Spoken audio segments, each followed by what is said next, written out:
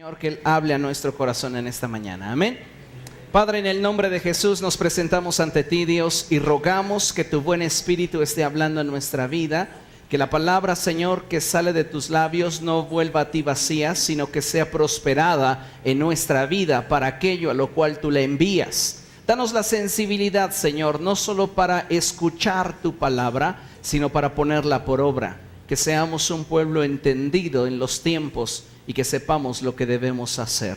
Disponemos nuestra vida y nuestro corazón delante de tu presencia, Dios, para que tú hagas con nosotros lo que tú quieras. En Cristo Jesús. Amén.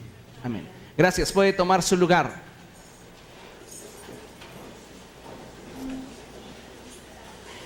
Esta mañana traigo para ustedes una enseñanza con la cual deseo desafiarlos a llevar su vida al siguiente nivel. Vivimos dentro de muchos esquemas y moldes que el mundo y la sociedad nos ha establecido de alguna forma, pero Dios desea siempre llevar nuestra vida a más. Por esta razón es que he titulado a esta enseñanza Extravagante. Diga conmigo, extravagante. Uno de los pasajes más significativos que deben de marcar el rumbo y el desarrollo de nuestra vida cristiana es el citado por el apóstol Pablo en segunda carta a los Corintios, capítulo 5, verso 17. Y él declaró: por lo tanto, si alguno está en Cristo, es una nueva creación. Lo viejo ha pasado, ha llegado ya lo nuevo. El apóstol Pablo nos está diciendo que si nosotros hemos venido a Cristo, nos hemos hecho uno con Él en espíritu. Y esa unidad con Cristo es la que comienza a alterar todo lo que en nuestra vida se da. La unión con Cristo no puede dejarnos de la misma forma en la cual nos encontró. Él comienza a producir en nuestra vida cambios, comienza a producir cambios en nuestra manera de pensar, comienza a producir cambios en nuestra manera de vivir, nuestra manera de hablar. En otras palabras, podremos decir que cuando Cristo viene a la vida de un hombre o una mujer, Él viene a cambiar el contexto y significado de todas las cosas. Muchas personas pueden decir que han venido a Cristo. Muchas personas dicen participar de Él, pero su naturaleza no ha sido alterada en lo más mínimo. Siguen viviendo de acuerdo al molde que el mundo ha determinado sobre sus vidas. Su forma de pensar sigue siendo igual a como era antes en el mundo. La forma en la cual viven y se desarrollan sigue siendo exactamente igual a como eran antes de venir a Cristo. Y esto es algo que no es posible. El apóstol Wayne Myers dijo en una ocasión: si el evangelio no le ha cambiado es porque no le ha llegado. Y esa es una realidad. Si el evangelio de Jesucristo no nos ha cambiado, es porque no nos ha llegado. Posiblemente nos llegó información, pero no nos ha llegado revelación. Tenemos información acerca de quién es el camino a Dios, pero no nos ha sido revelado que Jesucristo es el Hijo de Dios y Él es el único camino al Padre. Necesitamos nosotros darnos cuenta que si mi vida ha estado expuesta a Cristo, de Cristo debe de estar llena, debe de ser cambiada por Él. Una de las cosas que debemos de tener presente es que si Cristo está en nosotros, nuestra vida no debería de ser impactada por el mundo. Nuestra vida no debería de ser hecha a la manera del mundo. Nuestra vida debería de ser hecha a la manera de Dios. ¿Estamos de acuerdo? Porque si nosotros somos barro y Él es el alfarero, ¿por qué es el mundo quien aún sigue moldeando nuestro estilo de vida? Si es Dios el artífice de nuestro destino, ¿por qué seguimos entregándole nuestra vida y nuestra fuerza a los principios del mundo, como si el mundo fuera el encargado de diseñar nuestro futuro? Nosotros necesitamos entender que si estamos en Cristo, de Cristo debemos de ser llenos, y solo debemos de permitirle a Él que Él transforme nuestra vida. En otras palabras, nuestra vida debe de ser la expresión clara y contundente de que el cielo es quien gobierna. Diga conmigo, mi vida debe ser la expresión clara y contundente de que el cielo gobierna. Ahora una pregunta personal, ¿quién gobierna su vida? ¿Quién gobierna sus emociones? No me responda, piénselo. Porque muchas veces es bien fácil decir, quien gobierna mi vida es Dios, pero haces lo que se te pega la gana. Quien gobierna mis pensamientos es Dios, pero sigues pensando como pensabas antes. Seguimos viviendo y desarrollando nuestro estilo de vida de acuerdo a cómo nos manejábamos en el mundo.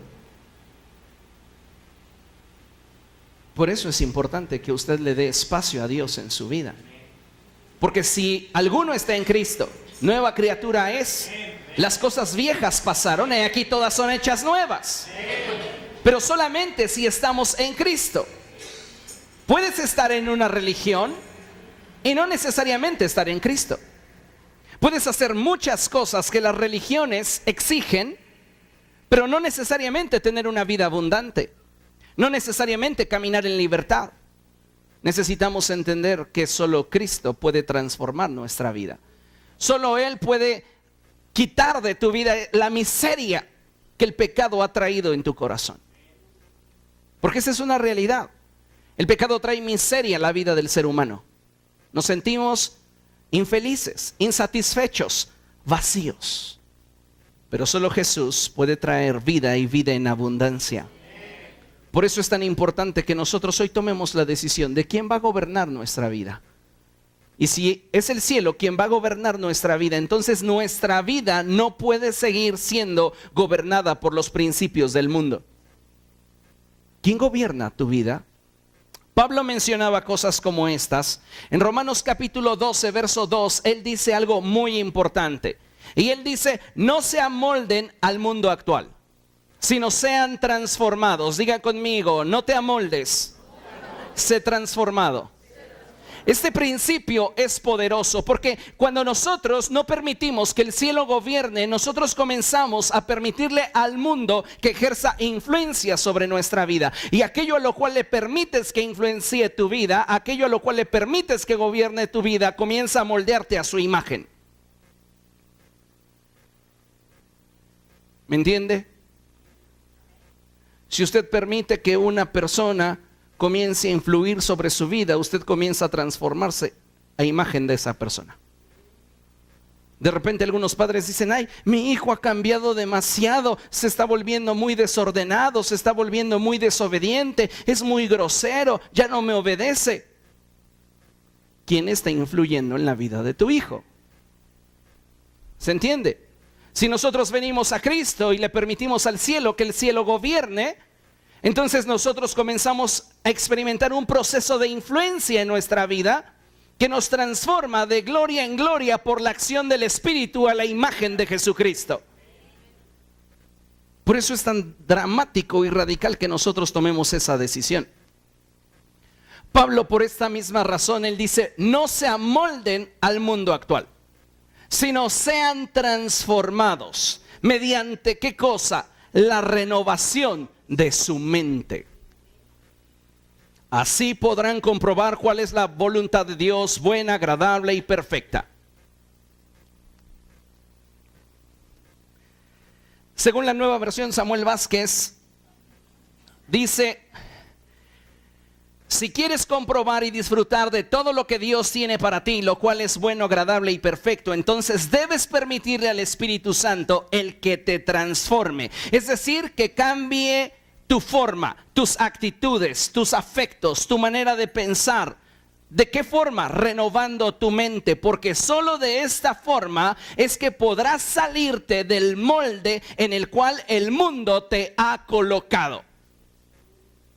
Esa es mi paráfrasis de Romanos 12:2.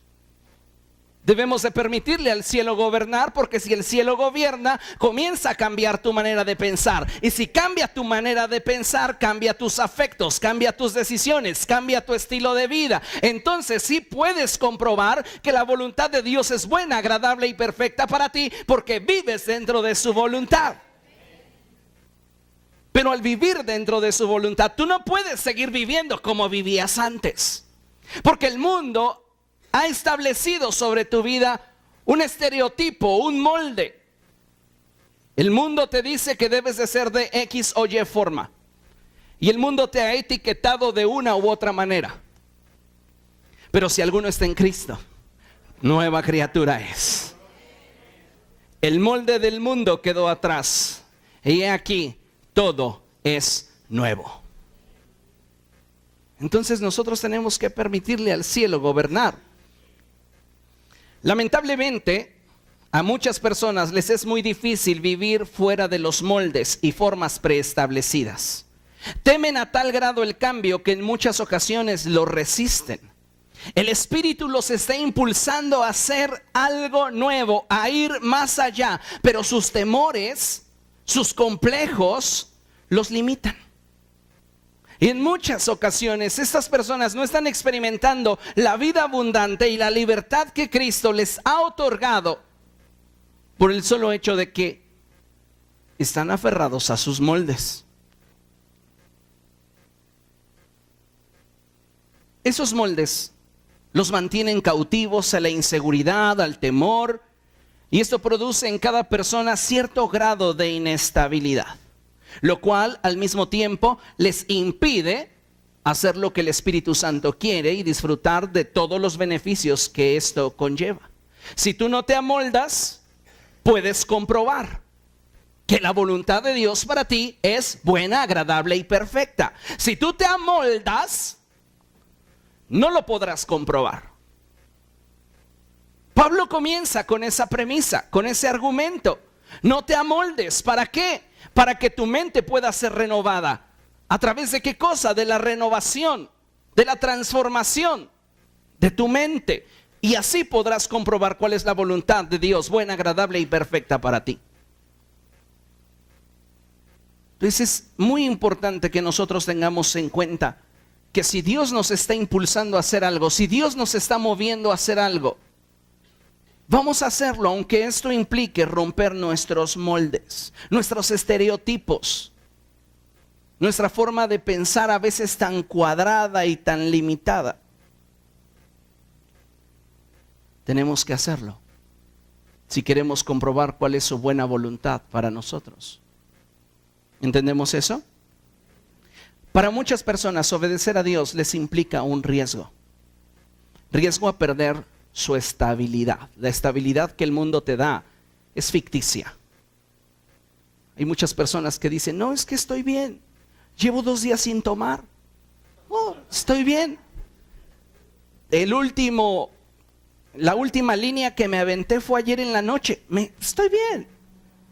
Estoy bien y tienes un montón de problemas en tu matrimonio. Estoy bien y tienes muchos problemas financieros. Esa es la estabilidad que el mundo te da. Pero la estabilidad que Cristo te da va mucho más allá. Porque tu vida entonces ya no depende de las circunstancias, depende de la verdad. Porque todas las circunstancias que vivimos son nuestra realidad. Pero la realidad, recuerden esto, cambia constantemente. Pero la verdad no se altera jamás. Entonces cuando nos paramos sobre la roca que es Cristo, nosotros estamos parados sobre la verdad. Y no importa las circunstancias que yo enfrente, no importa las situaciones que en mi vida vengan, yo voy a tener estabilidad. Sin duda, obedecer a Dios en muchas ocasiones va a traer a nuestra vida un desafío. Nos va a implicar salir de nuestra área de comodidad. Pero déjeme decirle algo que a lo largo de el tiempo que he servido a Dios, lo he descubierto, y es que Dios nunca llama a nadie a fracasar. Dios no le ha llamado a usted a fracasar. Dios le ha escogido a usted para que tenga una vida abundante y una vida llena de bendición. Si Dios le ha llamado, Él le va a sostener. Si Dios le está impulsando a hacer algo, es porque en tu obediencia está tu bendición. Diga conmigo, en mi obediencia está mi bendición. Si nosotros no obedecemos a lo que Dios quiere que hagamos, ¿cómo entonces disfrutaremos de lo que Él tiene para nosotros? Es como aquel padre que le dice a su hijo, termínate la sopa y tienes chocolates. Pero el niño no quiere comer sopa. ¿Cómo puede llegar a los chocolates sin haber pasado por la sopa? Para él es todo un desafío. más si tiene cosas raras. Pero es necesario para que llegue a los chocolates. Hay veces que Dios nos va a mover del lugar y Dios nos va a sacar de nuestra área de comodidad para que nosotros tengamos un entendimiento más claro de cuál es su voluntad. Y cuando su voluntad nos es revelada, es entonces que nosotros debemos de tomar una decisión en relación a cómo vamos a responder a lo que Él quiere que hagamos. Si nos mantenemos dentro de nuestro molde, nada va a suceder. Pero si estamos dispuestos a romper ese molde y vivir para obedecerle, entonces en ello vamos a tener bendición. Para muchas personas hacer todo lo que Dios nos pide no siempre es coherente, no siempre es racional, y entonces estas personas limitan su obediencia a la razón o la emoción. Lo entiendo o lo siento. Pero ¿sabe una cosa? No siempre obedecer a Dios tiene que ver con algo que entiendas o con algo que sientas. Algunos de ustedes vienen a este lugar y llegan, escuchan la palabra y salen. Y si alguien en la esquina les preguntara, ¿qué sintió de extraordinario al estar en ese lugar? Quizá algunos dirían, no sentí nada. Pero no estamos en este lugar porque sintamos algo. Estamos en este lugar porque estamos buscando conocer la voluntad de Dios. Entonces nuestra obediencia a Dios no se limita a nuestra área de la razón porque hayamos entendido o comprendido, ni tampoco por lo que sentimos, sino por la convicción que trae a nosotros el mensaje de salvación. Nuestra obediencia a Dios debe de estar basada en la convicción. Déjeme decirle un principio. Si usted basa su obediencia a Dios en las emociones, tarde que temprano va a desobedecer. Porque las emociones traicionan, pero las convicciones jamás. Por esa razón es que en muchas ocasiones lo que Dios nos pide es simplemente una locura. Diga conmigo, hay veces en las que cuando Dios habla, lo que pide es una locura. Pregúntele al de lado, ¿alguna vez Dios te ha pedido algo loco?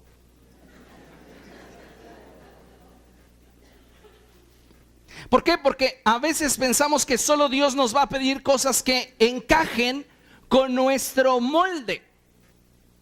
O nos va a pedir cosas que comiencen con una emoción. Ay, es que sentí. Pero ¿y qué si lo que Dios me está pidiendo no tiene nada que ver ni con un razonamiento lógico, ni con una emoción? ¿Dónde está la racionalidad cuando Dios le dice a Abraham y a Sara que tendrán un hijo mucho tiempo después de que Sara ha dejado de ser fértil? Dios le dice a Abraham, tendrás un hijo. Por ósmosis no iba a llegar. ¿Entiende eso? ¿Qué tenía que hacer? Ahora, no era un chico de 25 años. Pablo dice que él ya estaba como muerto. Lo dice en su carta a los Gálatas. Él tenía cerca de 100 años. Y Sara, su esposa, 85. Imagínese. Solo el hecho de que ella esté embarazada, no imagine más.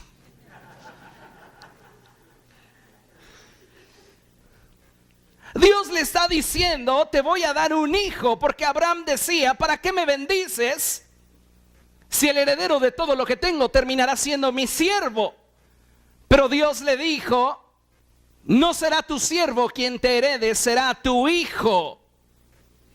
Principio, los hijos son los que heredan. ¿Estamos de acuerdo? Ahora, ¿Dónde está lo racional cuando Dios, después de haberle cumplido la promesa a Abraham, le entrega a su hijo Isaac y pasa el tiempo y Dios le dice: dame a tu hijo Isaac, el único que tienes y al que tanto amas? No le está diciendo Dios: préstamelo para el campamento de vacaciones. No, Dios le está diciendo: entrégamelo en un altar. Y allí, cuando él esté sobre el altar, extenderás tu mano sobre el muchacho y lo vas a degollar para ofrecérmelo a mí. ¿Dónde está la racionalidad? ¿Dónde está la emoción en esto? Abraham no se levantó una mañana y dijo: ay, siento del Señor hoy asesinarte. No lo hizo así. Escuchó la voz de Dios y la voz de Dios trajo convicción a su corazón. Y la convicción del Espíritu fue lo que le hizo a él salirse del molde. ¿Por qué? Porque la cultura del mundo nos enseña que lo que debe de estar por encima de todas las cosas son los hijos. Pero la cultura del reino dice que lo que debe de estar por encima de todas las cosas es Dios. Entonces Abraham tenía que tomar una decisión.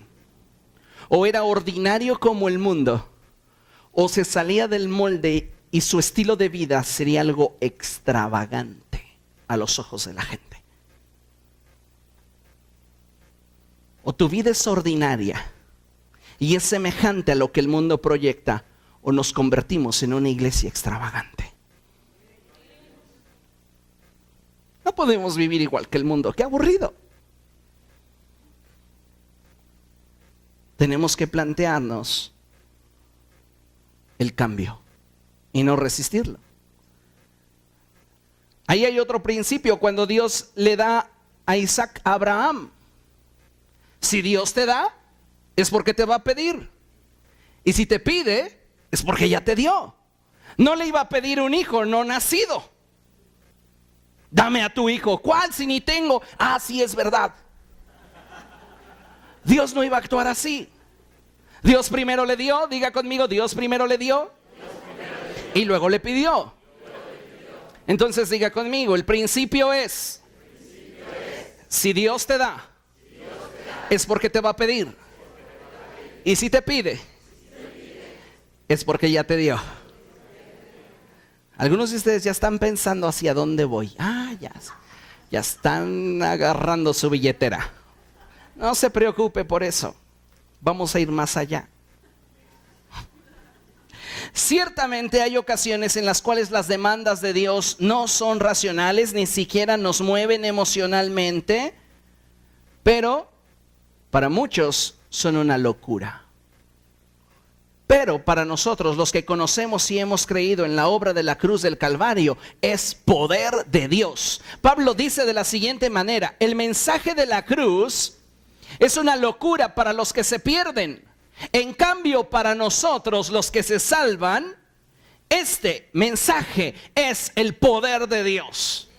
Fíjese la forma en la cual Pablo concibe el mensaje del evangelio. El mundo lo concibe como una locura, porque para el molde del mundo, el mensaje del evangelio no cuadra, no checa. ¿Santidad? Piensa en ese concepto en el mundo. En la oficina, en la universidad, con los amigos. ¿Santidad?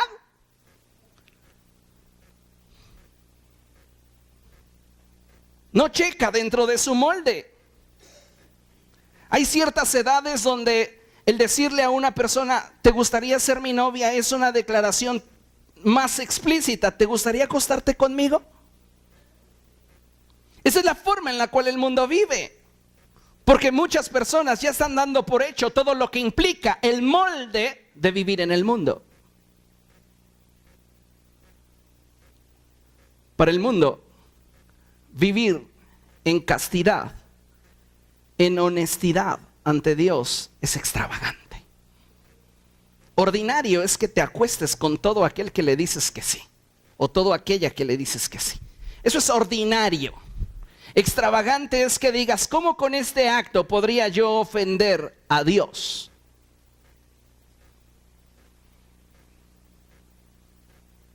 ¿Vivimos de forma ordinaria o vivimos de forma extravagante? Necesitamos ser un poco más locos en nuestra manera de honrar a Dios. Entonces déjenme hablarles un poco acerca del concepto de extravagante, porque en este momento es donde toma sentido. Extravagante significa que hace o dice algo fuera del orden o común modo de obrar. Eso es extravagante. Algo que está fuera del orden, algo que es fuera de lo común. Entonces estamos hablando del molde del mundo, y por esto es que la vida en el Evangelio es extravagante, porque es algo fuera del molde. El mundo lo concibe de una manera, pero nosotros en Cristo lo concebimos de otra manera. ¿Por qué? Porque si estamos unidos a Cristo, lo viejo ha quedado atrás. Ahora estamos unidos a una nueva manera de vivir. Un segundo concepto de extravagante es raro, extraño, algo que es desacostumbrado, o también es algo que es excesivamente peculiar u original.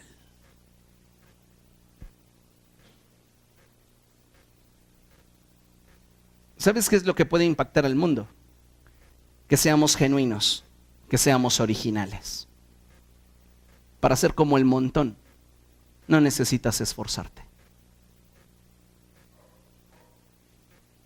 Para hacer la diferencia, tienes que romper el molde. Tienes que ser extravagante.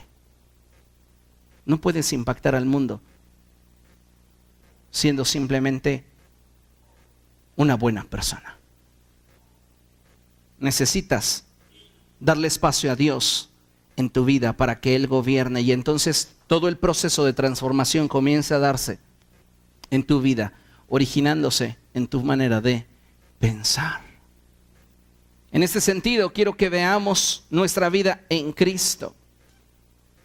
Nuestra vida en Cristo no puede ser igual que si Él no estuviera, ni debe de estar determinada por la misma forma en la cual el mundo dice que debe de ser. Nosotros debemos ir más allá. Y hoy quiero tomar el ejemplo de un hombre que en la Escritura recibe 3 títulos en su vida que determinan su función. Este hombre, a tipo de Cristo, recibe estos 3 títulos, y te estoy hablando de David. El rey David recibe 3 títulos a lo largo de su vida, y es el título del rey, sacerdote y profeta. Diga conmigo: rey, sacerdote y profeta. Y esto es muy significativo. ¿Por qué? Porque cada uno de estos títulos nos hablan acerca de sus roles, de su trabajo. Rey, el hombre que se relaciona con el pueblo. Sacerdote, el hombre que se relaciona con Dios. Profeta, el que crea un vínculo entre Dios y los hombres al revelarle su voluntad.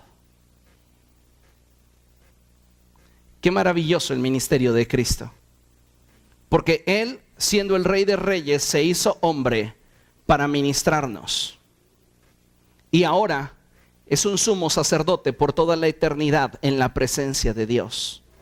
Y Él es la voz profética de Dios que nos une al Padre por la eternidad. ¿Entiende eso? Entonces, David recibe estos 3 títulos, el título de rey, sacerdote y profeta. Y nosotros, a semejanza de David, tenemos esas mismas funciones en este nuevo pacto.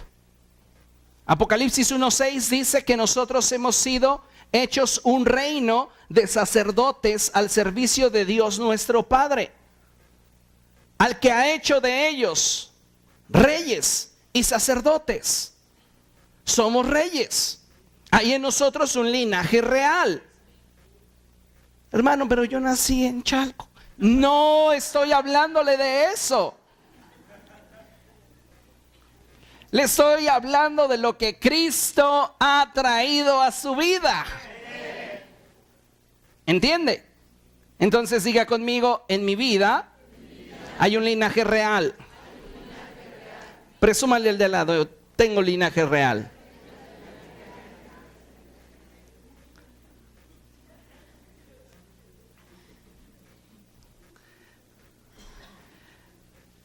El apóstol Pedro dice que nosotros somos un real sacerdocio. Somos una nación santa. ¿Se da cuenta? Juan dice que somos reyes, Pedro dice que somos sacerdotes. Y en el contexto de la escritura, Juan el Bautista es el Elías que habría de venir. Y él dijo de sí mismo que él era la voz que clamaba en el desierto. Esa voz no se ha silenciado, esa voz sigue emitiendo su mensaje a través de la iglesia. Nosotros hoy predicamos en un desierto de moralidad, predicamos en un desierto de espiritualidad y somos esa voz que le dice al mundo: preparen camino al Señor. Entonces, en esta tierra tenemos esas tres funciones. Somos reyes porque vamos a gobernar juntamente con Cristo. Somos sacerdotes porque estamos consagrados a Él. Y somos profetas porque conocemos el corazón de Dios y podemos revelárselo a los hombres. Establecemos vínculos entre los hombres y Dios. ¿Entienden eso? Nosotros necesitamos comprender que para que esto suceda de forma mucho más fuerte y trascendente en nuestra vida, nosotros necesitamos salir del molde. Sal del molde que el mundo te impuso. Jamás te preguntó si querías tu vida como hoy la tienes. Simplemente te fue encajonando, te fue encerrando y te fue colocando con un estereotipo de un estilo de vida que nunca deseaste. Pero gracias a Dios por Jesucristo, porque si alguno está en Él es una nueva criatura. Puede ser que en tu pasado eras el más borracho, el más mujeriego, el más parrandero, la más chismosa. Pero eso quedó atrás. Si realmente Cristo está en ti. Si Cristo no está en ti, entonces las cosas no han cambiado nada. Eres un buen religioso, pero no hay cambios en tu vida. Y yo no sé cuánto tiempo puedas llevar de religioso. La religión es cómoda, pero no es segura. Es muy cómodo tratar de autojustificarnos y pensar que agradamos a Dios por lo que hacemos. Pero a Dios no lo agradamos por lo que hacemos, a Dios lo agradamos por lo que somos. Por esta razón es que Jesús le dijo a Nicodemo: te es necesario nacer de nuevo, porque no me interesa todo lo que hagas mientras no seas, pero cuando seas, entonces lo que hagas tendrá sentido. Muchas personas en grupos de autoayuda se enfocan en el hacer, pero no en el ser. Lo que hacemos no define lo que somos, pero lo que somos sí define lo que hacemos. Y si somos hijos de Dios, entonces su espíritu mora en nosotros. Y si su espíritu mora en nosotros, nuestra vida se rige por un estándar más alto. Ya no vivimos conforme al molde que el mundo ha establecido. Ahora caminamos en un nuevo nivel de libertad, en un nuevo nivel de la expresión de la voluntad de Dios en nuestra vida. ¿Entiende eso? Entonces es importante que consideremos estas cosas. Ahora, ponga atención. El rey David es descrito como un hombre conforme al corazón de Dios. Dígale al que tiene a su lado: tú eres conforme al corazón de Dios. En toda la escritura, desde Génesis 1:1 hasta Apocalipsis 22:21, la Biblia solamente hace esta referencia a David de forma explícita. Encontramos a otros hombres íntegros como Daniel, hombres temerosos de Dios como José, hombres apasionados como Pedro. Pero explícitamente la Biblia solamente hace esa señalación o ese hincapié en relación a David. Y cuando digo que tú eres conforme al corazón de Dios, quiero explicarte un poco más este concepto, porque a veces como que lo hacemos demasiado místico y demasiado inalcanzable.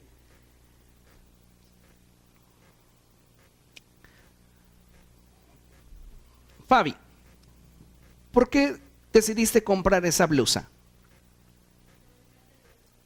Porque le encanta el verde. Juan Carlos, ¿por qué esa corbata?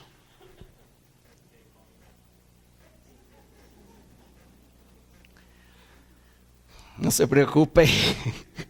Ya se están escondiendo ustedes. La respuesta es simple. Porque les gusta. Es conforme a su corazón. Algo que te gusta es conforme a tu corazón. David era un hombre conforme al corazón de Dios. En otras palabras, era un hombre como a Dios le gustan. ¿Cómo le gustan los hombres a Dios? ¿Cómo le gusta que sea el hombre o la mujer? Dios estaría fijando en que David era buen mozo, de buen parecer, valiente guerrero, buen músico. Nosotros no competiríamos, ¿verdad? Diríamos, no, pues, con razón, ¿no? Él estaba bien tipo, ¿uno qué?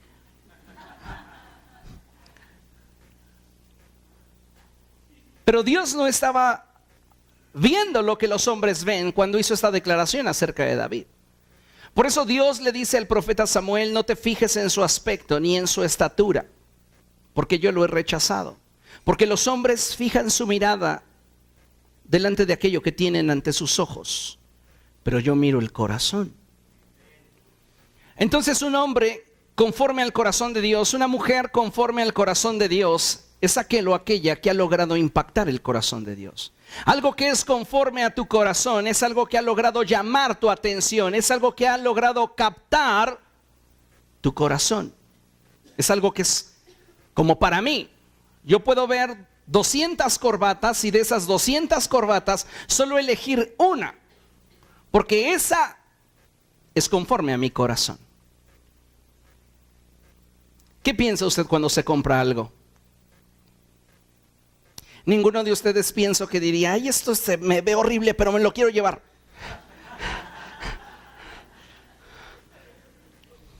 Aunque hay sus excepciones.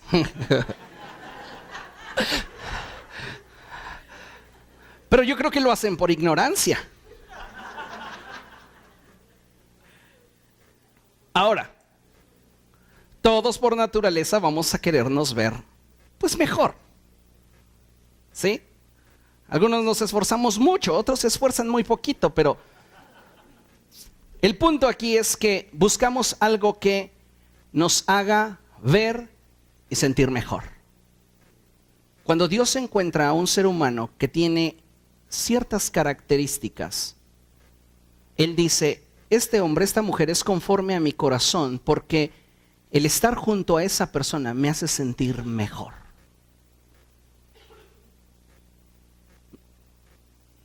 ¿Entiende eso? Entonces, el rey David es descrito como un hombre conforme al corazón de Dios, no por lo rubio, no por lo alto, no por lo fuerte, sino por el hecho de que siempre agradar a Dios era su prioridad. Dios veía el corazón de David y lo que Dios veía en el corazón de David era un anhelo por agradar a Dios. Ahora, ustedes conocen la historia de David.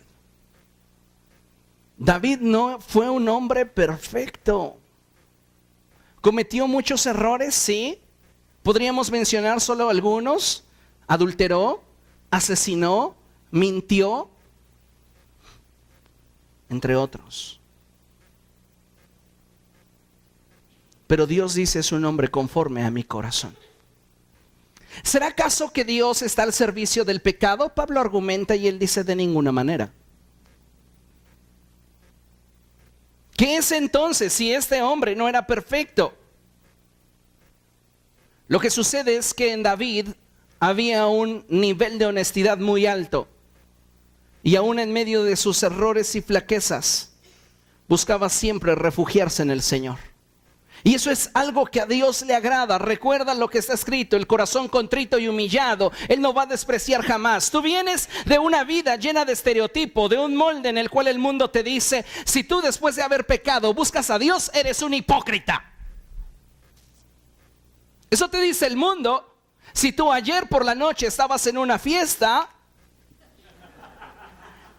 y hoy vienes a la iglesia, inmediatamente te sientes hipócrita.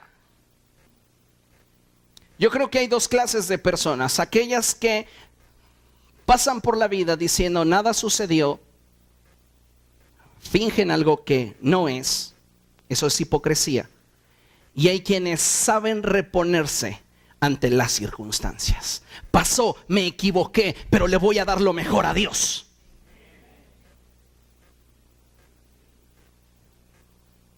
¿Cómo se sentiría David después de haberse acostado con Betsabé y después de haber mandado matar a Urías?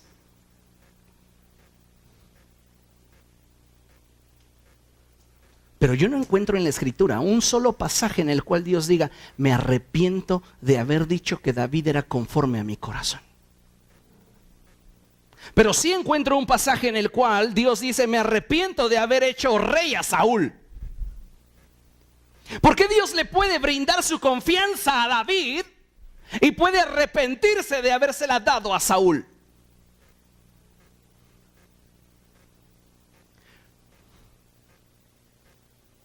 Porque David hacía algo que a Dios le estremecía su corazón. Y eso que hacía David era suficiente como para que la gracia de Dios reposase sobre de él. No estoy diciendo que Dios aplaudiera sus errores. David tuvo que vivir sus consecuencias.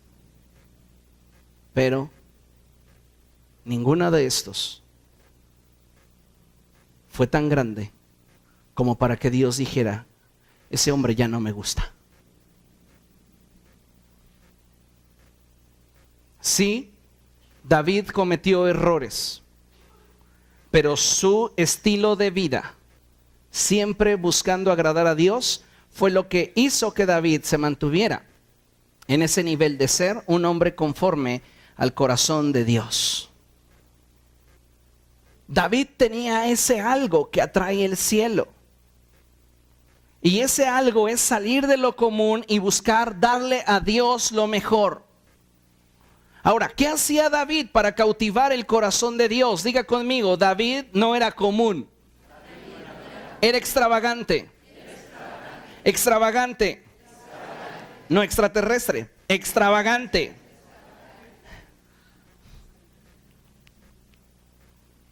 David era extravagante.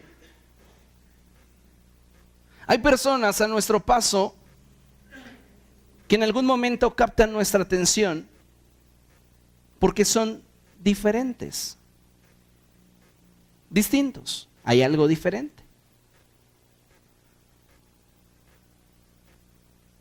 Si queremos captar la atención del cielo, necesitamos salir del molde. Dejar de ser como es el mundo. Ser como es el mundo es ser ordinario, es fácil. Pero ser como Dios quiere es aún más fácil si el Espíritu de Dios vive en ti. Pero si el Espíritu de Dios no vive en ti, vas a vivir una de las religiones más duras y difíciles en tu vida, porque para ti todo entonces va a ser: no hagas, no digas, no toques, todo es pecado. Pero si el Espíritu de Dios vive en ti, entonces Él comienza a cambiar tu mente. Y como cambia tu mente, cambian tus afectos. ¿Alguna vez le sucedió quizá a usted pensar en algún ex y de repente viene esa imagen a su mente y dice: ¿cómo me fijé en ese tipo? Estaba horrible. Acéptenlo, han cometido esos errores.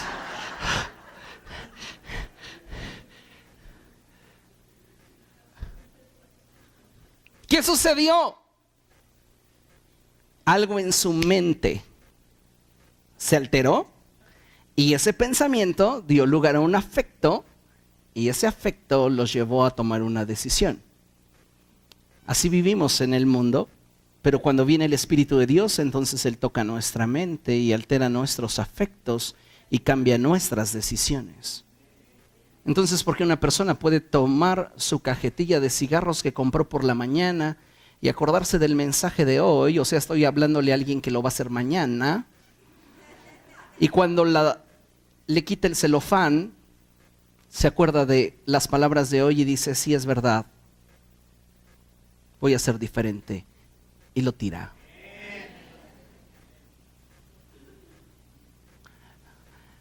Si te riges por emociones, tarde que temprano vas a desobedecer. Pero si te mueves por convicciones, jamás lo harás. ¿Cuáles son tus convicciones en Cristo? ¿Cuáles son tus convicciones? Tal vez sí lo deseas demasiado, pero nuestro nivel de convicción nos lleva a vivir en otro nivel con Cristo. Una vida que a Dios le agrada es una vida que rompe los moldes. Y David recibió estos 3 títulos: rey, sacerdote y profeta. Y quiero hablarles de algunas actividades que él desarrolló en cada uno de estos rubros y cómo él demostró ser fuera del ordinario en cada una de estas áreas. Ahora, ustedes saben que David como rey poseía riquezas.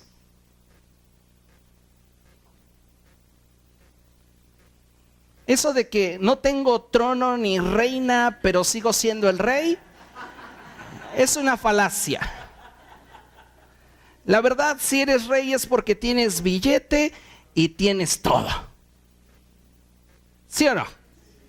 ¿O usted cree que las lecciones de esa piedra que rodaba en el camino era muy sabia? ¿Quién le enseñó? Una piedra. Y así vive el mundo, les enseña una piedra.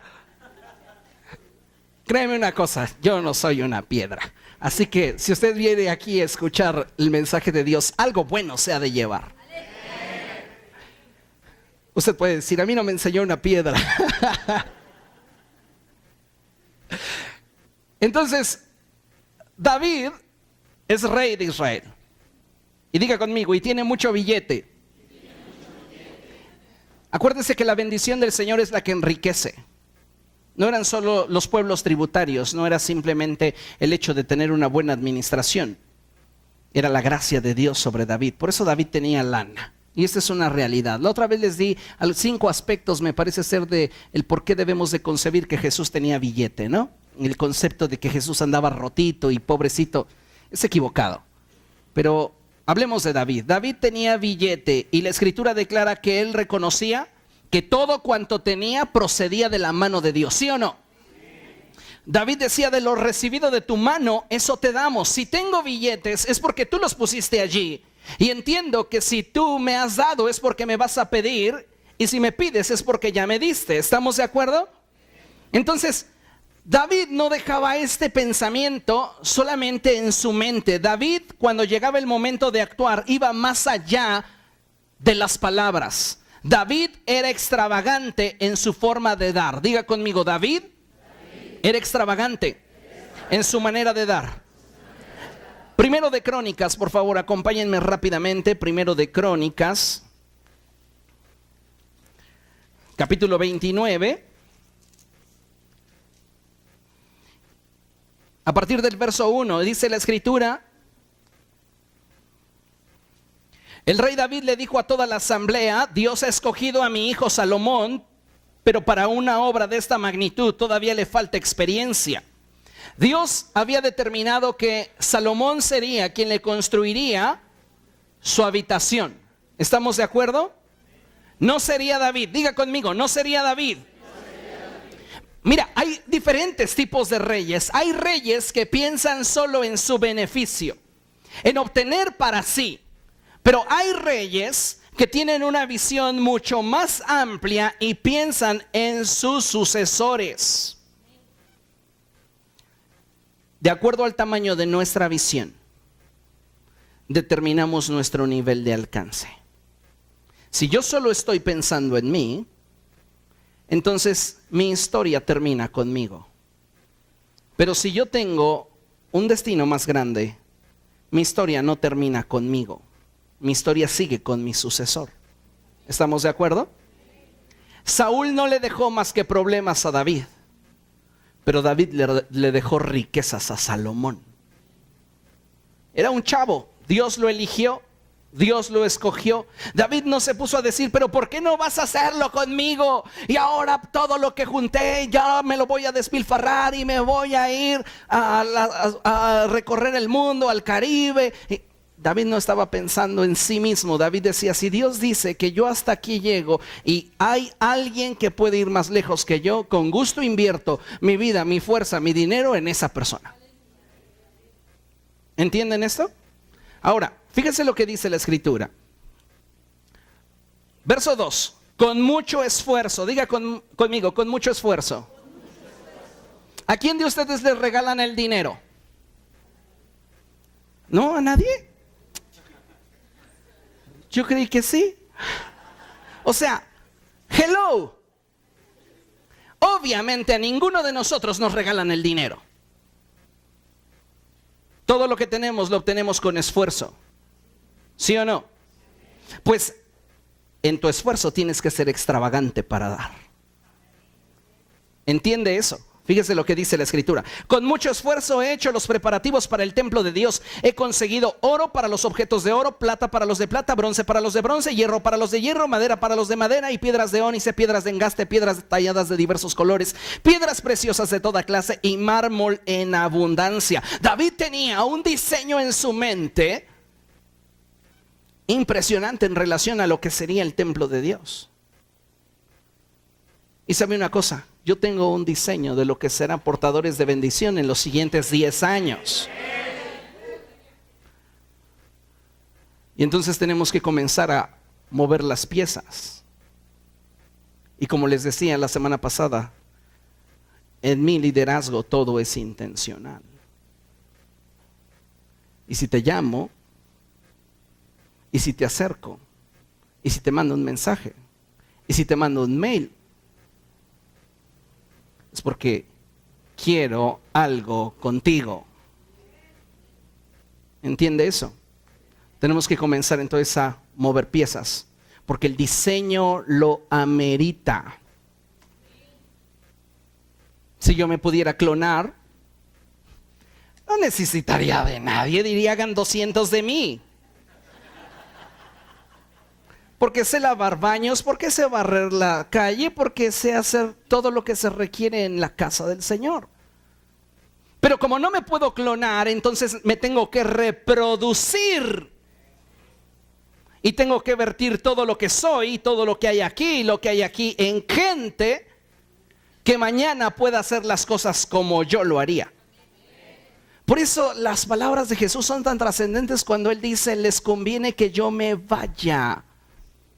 ¿Por qué? ¿Qué podría ser mejor que estar sin Jesús?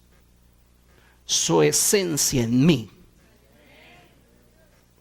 Entonces yo puedo hacer las obras que Jesús hizo y aún mayores aquí, aunque Él esté allá. ¿Entiende eso? La estructura del reino lo amerita. Diga conmigo, la estructura del reino lo amerita. Entonces dice David que él ha conseguido muchas cosas, porque el diseño que tenía en mente era muy grande. Verso 3. Además, aparte de lo que ya he conseguido, escuche bien, lea conmigo, por amor al templo de mi Dios, entrego para su templo todo el oro y la plata que poseo. ¡Qué loco! El mundo le hubiera dicho, oye manito, ¿y tu fondo para el retiro? ¿No estás pensando cuando estés chochito y ahí necesites quien te cambie el pañal, con qué le vas a pagar? David no estaba pensando en eso. David estaba pensando en el reino. Y David era un hombre no que se dejaba llevar por las emociones. Ay, es que hoy me predicaron acerca del dar. No, sí, saco la billetera. Y es la única vez que lo haces, mentiroso, falso. No nos dejamos llevar por las emociones, nos movemos en convicciones. ¿Entiende eso? Entonces David dice, ya conseguí muchísimo oro, muchísima plata, conseguí muchísimo bronce, muchísimo hierro, piedras de engaste. He conseguido lo mejor de lo mejor para la casa de mi Dios. Pero por amor a la casa, al templo de mi Dios, fíjese, dice, por amor al templo de mi Dios, entrego para su templo todo el oro y la plata que poseo. ¿Cuál era la riqueza de David? A ver, veamos. Dice, doy 100,000 kilos de oro de Ofir. 100,000 kilos de oro.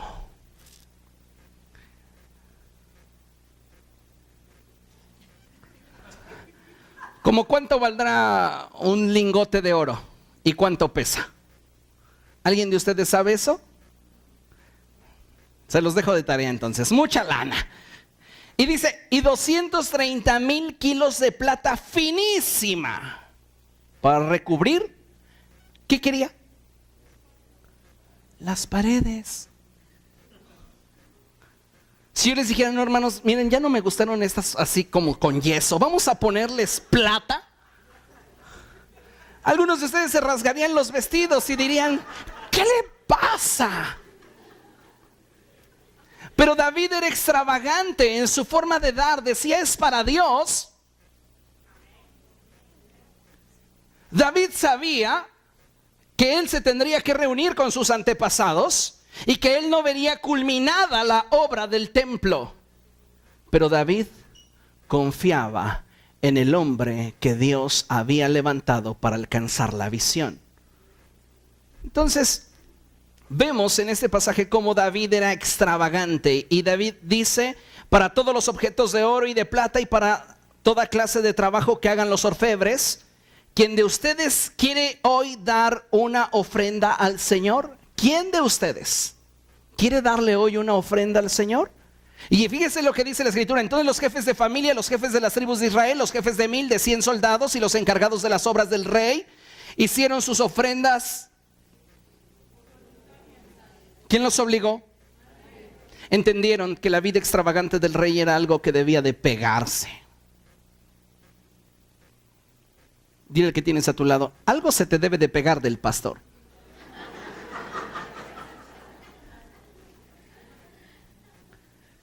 Algo se te debe de pegar. O sea, no podemos. Me saca de onda cuando la gente tiene más de 2 domingos escuchándome y no cambia. Dijeron, ay, tan poquito. Yo pensé que requería 10 años. No, el Espíritu Santo puede hacer la obra en un mensaje. Pedro apenas les dijo, arrepiéntanse, y 3,000 dijeron, no, Dios. Y cambió su vida. Yo digo, pues a mí que me dé al menos un segundo chance, ¿no? Si usted ya me escuchó más de 2 veces y no ha cambiado, es porque algo no le ha llegado. ¿Estamos de acuerdo? Si no puede decir amén, diga ay. Fíjese, dice, los jefes de familia hicieron sus ofrendas voluntarias. ¿Y qué juntaron ellos? Donaron para las obras del templo de Dios 165,000 kilos y 10,000 monedas de oro, 330,000 kilos de plata y alrededor de 600,000 kilos de bronce y 3,300,000 kilos de hierro. Los que tenían piedras preciosas se las entregaron a Jehiel, el gersonita, para el tesoro del templo del Señor. El pueblo estaba muy de poder voluntariamente sus ofrendas al Señor, y también el rey David se sentía muy feliz. Era el tiempo de la ofrenda y David no pensaba que era un país de Asia. Era tiempo de alegrarse y David decía, hay que dar a la casa de Dios, hay que dar para el Señor. Va, órale, yo le entro. ¿A poco usted no era el más espléndido cuando se trataba del pomo? Y ahora que se tratan de las cosas de Dios es bien amarrado.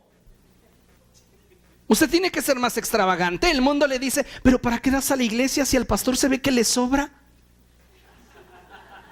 Pues sí, ¿y qué?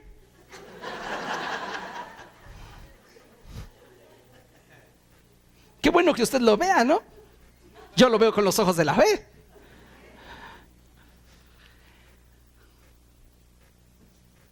En una ocasión, dice la Escritura, que Jesús se sentó a mirar cómo la gente ofrendaba. Marcos capítulo 12. Voy a apurarme porque si no, no voy a acabar. Marcos 12, versos 41 al 44 dice: Jesús se sentó frente al lugar donde se depositaban las ofrendas y estuvo observando cómo la gente echaba sus monedas en las alcancías del templo. Noemí, pasa con uno de tus botes, por favor.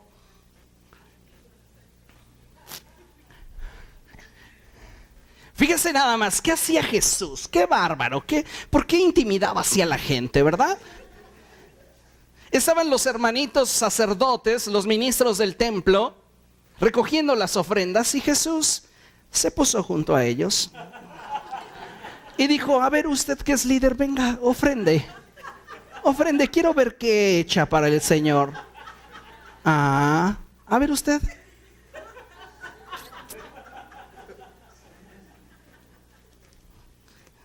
Y por ahí veía que traía uno de 200 y sacó el de 50.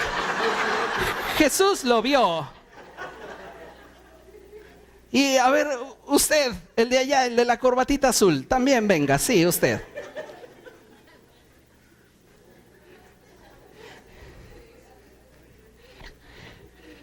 Y él dijo: mejor sacó el dinero desde antes.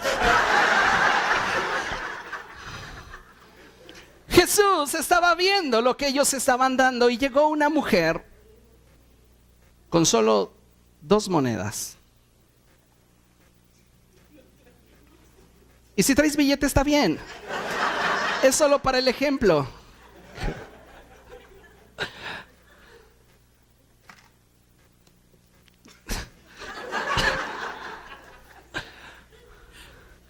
Echó 2 monedas y Jesús dijo: déjenme decirles una cosa, que esa mujer dio más que todos los demás. Los discípulos se quedaron de guap porque a ellos les habían enseñado que 10 más 10 son 20 y que 1 más 1 son 2. Y ellos dijeron: esa mujer dio 2 monedas sin valor, pero los demás dieron bastante billete. El punto aquí es que las matemáticas en el reino no se rigen de la misma forma que se rigen en el mundo, porque la vida del reino es una vida extravagante y la vida del mundo es una vida ordinaria.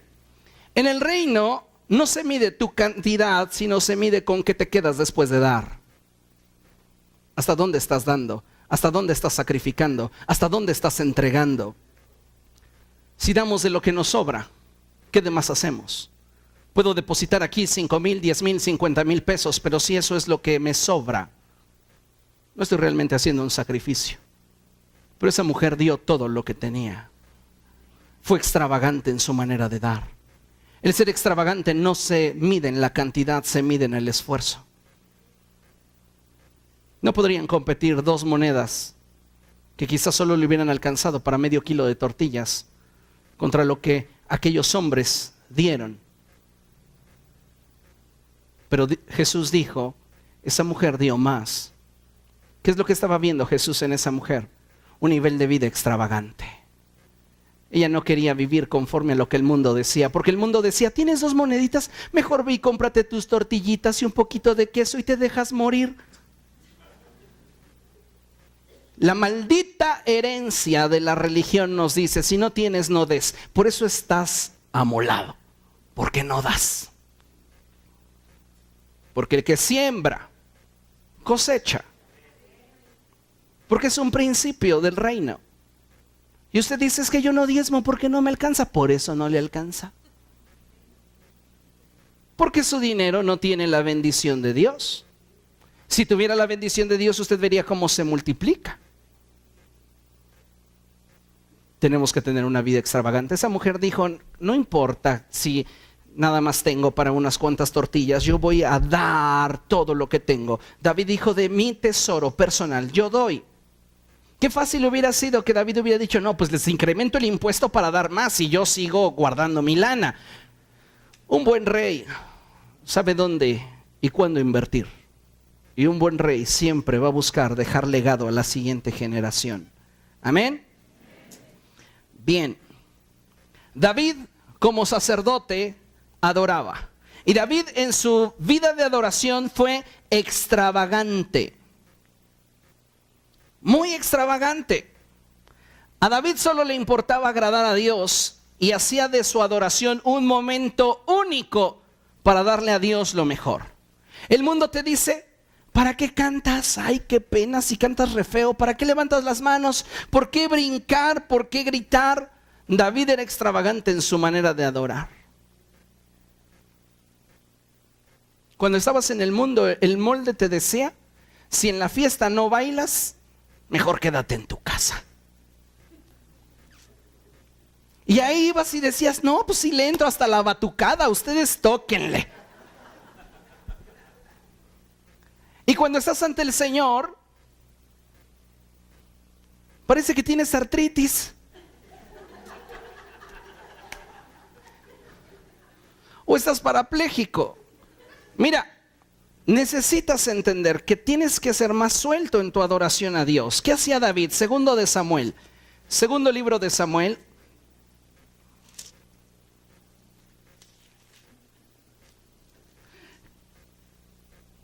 Capítulo 6, verso 12. En cuanto le contaron al rey David que por causa del arca del Señor había bendecido a la familia de Obed-edom y toda su hacienda, David fue a la casa de Obed-edom y en medio de una gran algarabía trasladó el arca de Dios a la ciudad de David.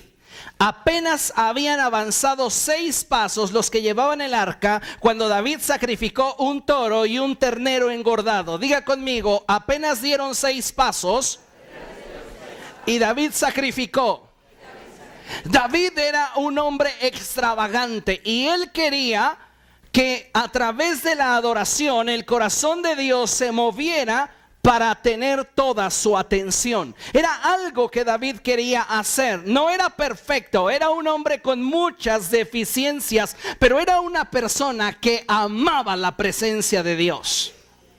Entonces la Biblia dice que apenas habían dado 6 pasos. El número 6 es número de hombre. Eso representa cuando nos movemos en nuestra capacidad. David dio todo lo que en su capacidad podía dar y después sacrificó un extra. Era extravagante. Era extravagante. Y dice la Biblia: vestido tan solo con un efod de lino. Diga conmigo: un efod de lino. El lino representa justicia. El efod representa consagración. Entonces David estaba manifestando una justicia en base a su consagración. Si nosotros estamos en Cristo, nueva criatura somos. Las cosas viejas pasaron, he aquí todas son hechas nuevas. Tenemos un efod nuevo, una consagración nueva y manifestamos una justicia, la justicia de Dios en nosotros. ¿Ok? Dice que vestido tan solo con un efod se puso a bailar ante el Señor con gran entusiasmo. ¿Cómo lo hacía? ¿Y qué hacía? Yo no le estoy pidiendo a usted que baile, ¿verdad? Tal vez tenga 2 piernas izquierdas como yo, pero sí haga su mejor esfuerzo. Haga lo mejor para Dios. A él sí se le daba. No me dice qué estilo, solo dice que bailaba, pero lo hacía con gran entusiasmo. Lo hacía para Dios. No lo hacía para que la gente lo viera y empezara a aplaudirle y toda una bolita alrededor de David. Él no lo hacía para eso. Él quería honrar a Dios. ¿Estamos de acuerdo? ¿Para quién va a cantar? ¿Para quién va a gritar? ¿Para quién va a saltar? Para Dios. Y dice la Biblia: así que entre vítores y al son de cuernos de carnero, David y todo el pueblo de Israel llevaban el arca del Señor. Sucedió que al entrar el arca del Señor a la ciudad de David, Mical, hija de Saúl, se asomó a la ventana y cuando vio que el rey David estaba saltando y bailando delante del Señor, sintió por él un profundo desprecio. Mical, hija de Saúl, la herencia que su padre le dio fue apatía por las cosas de Dios, porque a Saúl nunca le interesó tener el arca en su tierra. la ignoró. Él iba a ver a Dios cuando lo necesitaba. Él le decía a Samuel, ¿cuándo nos sentamos a tomar un café? Iba y lo buscaba, pero nunca quería la gloria con él, porque sabía que la gloria con él implicaría que él saliera de su molde. Hoy hay muchas personas que vienen a ver al profeta, pero no están dispuestos a llevarse el espíritu del profeta a su casa, porque eso le implicaría cambios en su vida. Y como Saúl, vienes, pero no te llevas. David dijo, me lo quiero llevar todo. Mical, hija de Saúl, heredó apatía por las cosas de Dios, y cuando vio a David danzar, cuando vio a David bailar ante el arca, lo despreció. Eres el rey, ¿cómo te comportas como un plebeyo? ¿Qué van a decir los demás nacos? O sea, ¿qué te pasa, David? O sea, ya saben cómo es la gente. Y David le dijo, naca tú.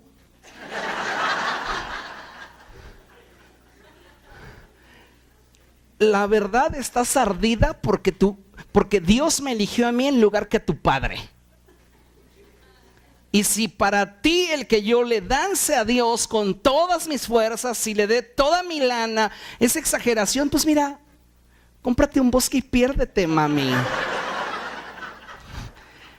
Esta es la traducción. Léalo en la escritura y así va a suceder. De otra manera. Esa es la NBS MV. Y dice la Biblia, termina la historia de Mical diciendo que nunca tuvo hijos. Si tú no eres extravagante en tu manera de adorar, escúchame bien, no puedes fructificar. Porque Él habita en medio de la alabanza de su pueblo. Y cuando su pueblo le alaba y Él se manifiesta, Él trae vida y produce vida. Pero cuando nosotros no abrimos nuestros labios para adorar, cuando no abrimos nuestro corazón para adorar, simplemente no hay vida. Y si no hay vida, no hay fruto. Ajá. Y si usted dice, es que canto muy feo, para expulsar demonios servirá, pero cante. Igual el demonio dirá, que se calle, que se calle.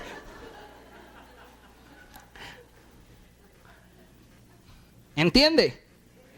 Dígale al de al lado, Dios quiere oír tu dulce voz.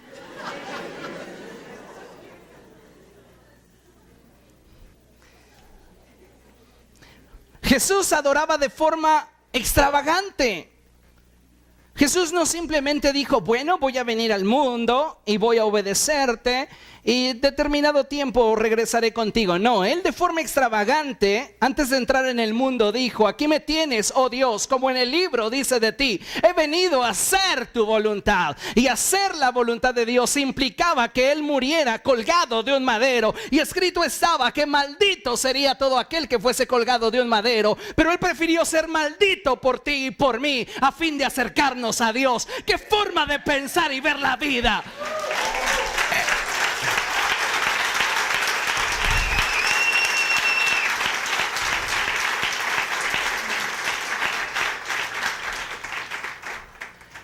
El mundo hubiera dicho, haz lo mínimo para salvarlos. Pero Él fue extravagante y dijo, lo daré todo para salvarlos. Y en su manera de adorar, en su manera de celebrar a Dios, Mateo 26:30, no lo busque, nada más quiero hacer referencia a este pasaje. Dice, después de cantar los salmos, salieron al monte de los olivos. Hay muchas personas que dicen, muéstreme a mí un pasaje donde Jesús danzaba y yo danzo. Ahí está. No, es que ahí dice literalmente cantar los salmos. Por eso es necesario que para juzgar toda doctrina no solamente vayamos al contenido bíblico, sino también vayamos al contexto histórico. ¿Cómo celebraban ellos la Pascua? ¿Cómo lo hacían? Estarían cantando los salmos así. Jesús estaba en la plena fiesta. Y después de haber estado en la fiesta gozándose con Dios, dijo, ahora sí, lo que sigue. Tus tiempos de adoración te permitirán atravesar tus desiertos. ¿Por qué crees que Jesús, a pesar que tenía el corazón destrozado y que les dijo a sus discípulos más íntimos, solo la gente más íntima a ti conoce los secretos de tu corazón y sabe las cosas por las que pasas? Les dijo, me siento tan triste, me siento tan mal, porque ha llegado mi hora.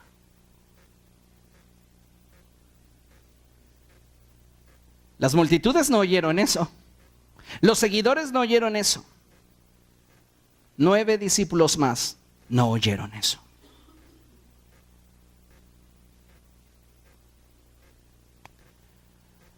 David como profeta es uno de los hombres en la Escritura que nos revela de forma más íntima lo que hay en el corazón de Dios. Y esto no solamente se debe en relación a que él tenía un alto nivel de intimidad con el Señor, sino que David también tenía la sensibilidad para descubrir el corazón de Dios. Hay personas a las cuales les revelas tu corazón y ni por enterados que les dijiste algo bien íntimo de ti. Les diste tu corazón y les dijiste, sí, ¿viste la tele? Ay, mira la noticia.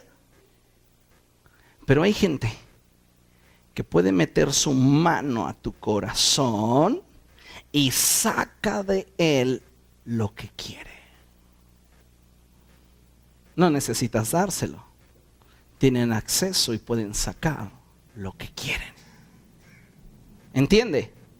Entonces, David era un hombre de este tipo. A Dios eso le gusta de una persona. A Dios no le gusta nada más que le digas, revélame, muéstrame. Dios dice, yo quiero que tengas la sagacidad, la sabiduría, la inteligencia, como para que te acerques a mí y puedas meter tu mano en mi corazón y puedas extraer de ahí todos los tesoros que yo tengo para ti. A Dios le gusta que le coqueteemos. A Dios le gusta que lo provoquemos. Imagínense nada más cuando la iglesia solo le dice, revélame, muéstrame, dame. Es como esa esposa pesada que solo dice, ¿y el gasto? ¿Y el gasto? Pero ¿qué hay del cómo te sientes? ¿Cómo estás? Dios quiere que usted sea una persona que esté dispuesta a meterse a su corazón y extraer de su corazón todo lo que hay en él. Todo. ¿Entiende? La gente que se conforma solo con lo que uno puede dar, se queda con muy poco. Tienes que atreverte a extraer más. Solo los entendidos pueden sacar aguas de pozos profundos. ¿Ok? Ahora, David era tan apasionado por la presencia de Dios que él decía como muchos profetas. Esto es lo que caracteriza el mover profético, el estar en la presencia de Dios. Ustedes escuchan a los profetas decir, así dice el Señor, en cuya presencia estoy. La iglesia debe de comenzar a moverse en un mayor nivel de intimidad con Dios. El molde del mundo te dice, con orar por la comida está bien. Pero una vida de oración extravagante es buscar el rostro de Dios constantemente. Es poder doblar tus rodillas estando a solas y decirle, Dios, perfecciona mi vida.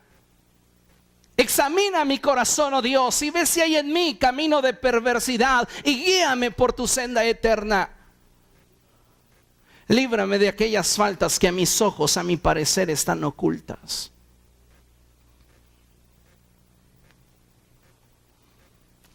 David buscaba a Dios de forma extravagante y no se conformaba con acordarse de Dios antes de comer. Por eso David exclama cosas como, ¿cuándo podré presentarme ante Dios? ¿Cuándo? ¿Cuándo? Dios, cual siervo jadeante en busca del agua, si te busca, oh Dios, todo mi ser. La Biblia nos dice ahí en Hechos capítulo 13, verso 36, que ciertamente David, después de servir a su propia generación conforme al propósito de Dios, murió. Diga conmigo, murió.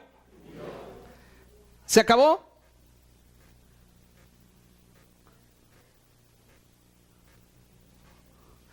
Ponle pausa, ponle stop y continúalo ahorita. Que le graben en otro CD, ¿no? Y si juntamos las dos reuniones, no se crea. Me dices en cuanto tengas el otro disco. Pausa a los de internet, ¿están bien ustedes? No, déjalos que vean la onda acá.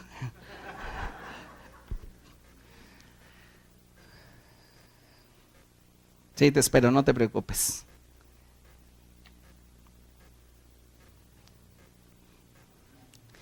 Pásale, Jorge.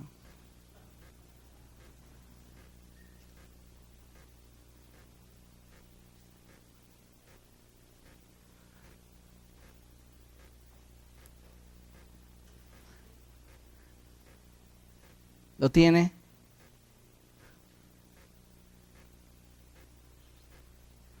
Ok. Bien.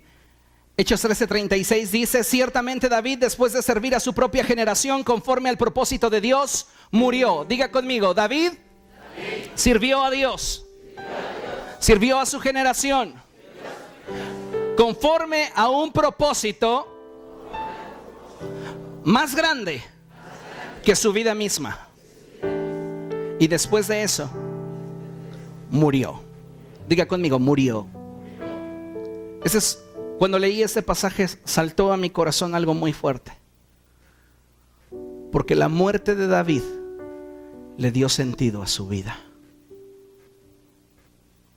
Su muerte trajo sentido a todo lo que había hecho, porque dejó un legado para la siguiente generación. La muerte de Saúl no trajo sentido a nada. Seguía el país en caos. Seguía la gente sufriendo. Pero cuando David muere, trae sentido a todo lo que hizo. Si nosotros tuviésemos que morir hoy o mañana, ¿qué se contaría de lo que hicimos? ¿Qué se diría de nosotros? ¿Qué se hablaría de ti? ¿Tu muerte traería sentido a tu vida? ¿Tuvo algún sentido el que existieras? ¿Hubo un porqué? Tal vez usted diga, no, es que todavía estoy muy chavo. Lo mismo pensarás cuando tengas 90.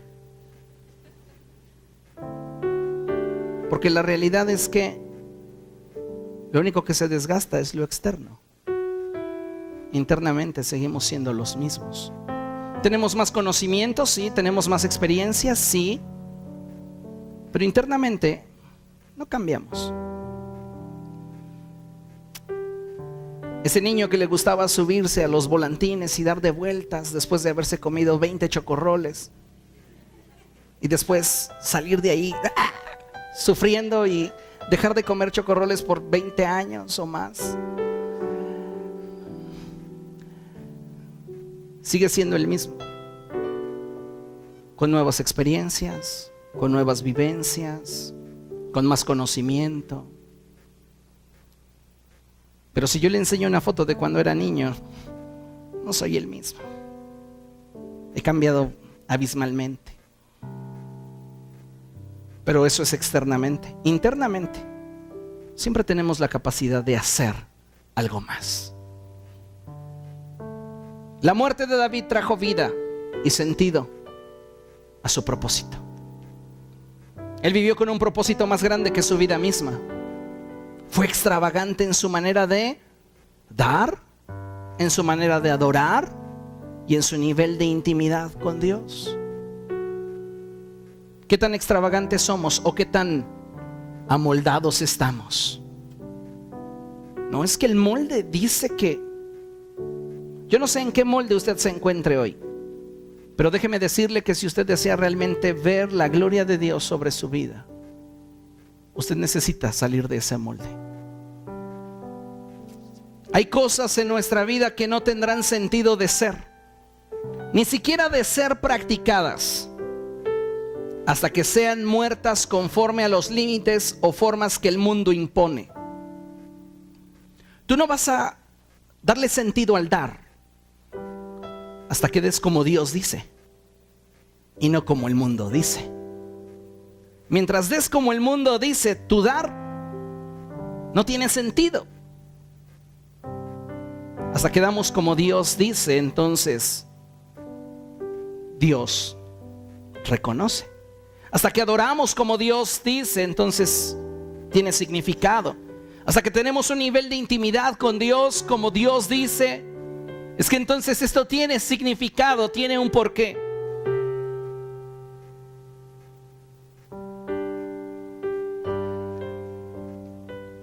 La única manera de poder disfrutar de la buena voluntad de Dios, agradable y perfecta, es saliendo de nuestros límites, renovando nuestra forma de pensar y dejando que el Espíritu Santo nos transforme. Deje que Dios le cambie, porque si alguno está en Cristo, nueva criatura es. Ya no vivo conforme a los moldes, quiero vivir de forma extravagante. El mundo va a decir, ¡qué loco! Pero el mensaje de la cruz para los que se pierden es locura, pero para nosotros es el poder de Dios. Amén. Póngase de pie y dele gracias a Dios. Maravilloso eres, Jesús. Maravilloso eres. Levante sus manos al cielo y dígale a Dios: cambia lo que debas de cambiar en mí. Transfórmame, pero permíteme cautivar tu corazón. Yo quiero ser un hombre conforme a tu corazón. Conoces mis luchas, conoces mis dificultades, conoces mis debilidades, conoces todo de mí, Dios. Pero en esta mañana me expongo completamente a ti. Señor, haz lo que tengas que hacer, pero hazme un hombre conforme a tu corazón. Trae convicción a mi vida de las decisiones que debo de tomar. Trae convicción a mi vida de lo que debo de hacer para caminar en unidad contigo. Habla a mi corazón. Dios le está pidiendo algo que a usted le parece irracional y poco emotivo, y Él te dice: hazlo, hazlo. En tu obediencia está tu bendición. En tu obediencia está tu bendición. No te conformes al molde. Sé extravagante, porque tienes que ser como el mundo dice que debes de ser, cuando puedes ser completamente mejor. Padre, tú ves cada uno de tus hijos y cómo han expresado lo que hay en su corazón y lo que hay en su vida. En el nombre de Jesús te pido que tú ministres sus corazones, que tú toques sus vidas, y que a partir de este día, Señor, su espíritu sea despertado a tu voluntad. Que sean hombres, que sean mujeres que quieren vivir conforme a tu corazón. Padre, en el nombre de Jesús, en el nombre de Jesús. Amén y amén. Aleluya.